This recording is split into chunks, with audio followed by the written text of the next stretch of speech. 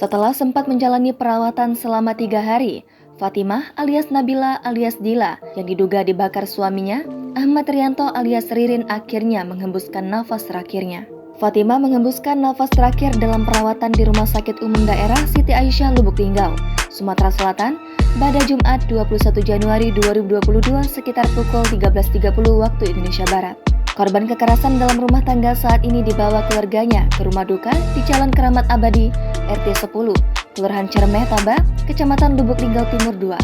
Siti, keponakan korban mengungkapkan bahwa dugaan KDRT yang menewaskan bibinya itu baru diketahui keluarga mereka Kamis, 20 Januari 2021 kemarin sekitar pukul 16.00 waktu Indonesia Barat. Karena itu, mereka tidak satupun yang ikut mendampingi korban saat di rumah sakit. Keluarga sendiri tahu setelah ada teman korban yang menceritakan kalau korban sudah di rumah sakit. Keluarga suami korban sendiri tidak ada yang memberitahu kejadian yang dialami bibinya. Mengenai hubungan korban dan suaminya selama ini, dikatakan Siti, memang selalu diwarnai pertengkaran. Pertengkaran itu sudah sering terjadi sejak keduanya tinggal di rumah korban.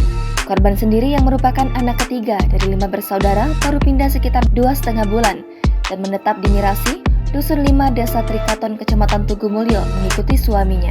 Sementara itu, Ketua RT 10 Keramat Abadi, Abdul Hatop, membenarkan jika korban merupakan warganya. Korban memang sempat melapor mau pindah ke Mirasi untuk mencari kerja, tetapi korban tetap tercatat sebagai warga RT 10 Keramat Abadi. Mengenai rumah tangga korban selama menetap di RT 10 Keramat Abadi, tidak ada persoalan. Diakuinya, antara korban dan suaminya memang pernah bertengkar dan sampai didamaikan dirinya selaku Ketua RT. Jangan lupa subscribe, share, komen, dan like ya!